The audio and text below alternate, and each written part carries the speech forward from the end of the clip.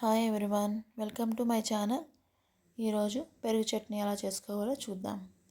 ముందుగా ఉల్లిపాయలు కట్ చేసి పెట్టుకున్నాము, పచ్చిమిరపకాయ ముక్కలు, కొత్తిమీర, ఒక చిన్న అల్లం ముక్క, ఒక పెరుగు ప్యాకెట్. ఇవి మనకు కావాల్సిన పదార్థాలు. ఒక గిన్నె తీసుకొని ఉల్లిపాయ ముక్కల్ని కట్ చేసి పెట్టుకున్న పచ్చిమిరపకాయ ముక్కల్ని, కట్ చేసి పెట్టుకున్న కొత్తిమీరని వేసుకోవాలి.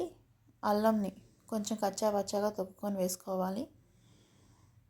రుచికి సరిపడంత ఉప్పు వేసుకోవాలి. ఇవన్నీ బాగా మిక్స్ అయ్యేంత వరకు తిప్పాలి.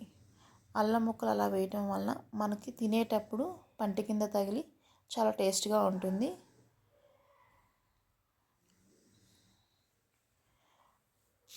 పెరుగు, ఒక ప్యాకెట్ పెరుగుని తీసుకున్నాను. ప్యాకెట్ పెరుగు యాడ్ చేసుకున్నాను.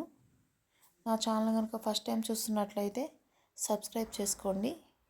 ఈ వీడియో కనుక నచ్చినట్లయితే లైక్ చేయండి, కామెంట్ చేయండి. దీన్ని కూడా బాగా మిక్స్ చేసుకోవాలి.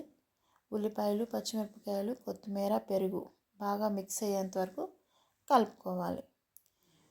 కలుపుకొని దీనిని పక్కన పెట్టాలి.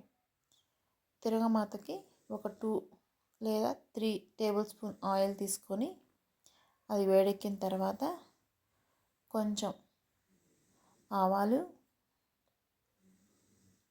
కొంచెం జీలకర్ర,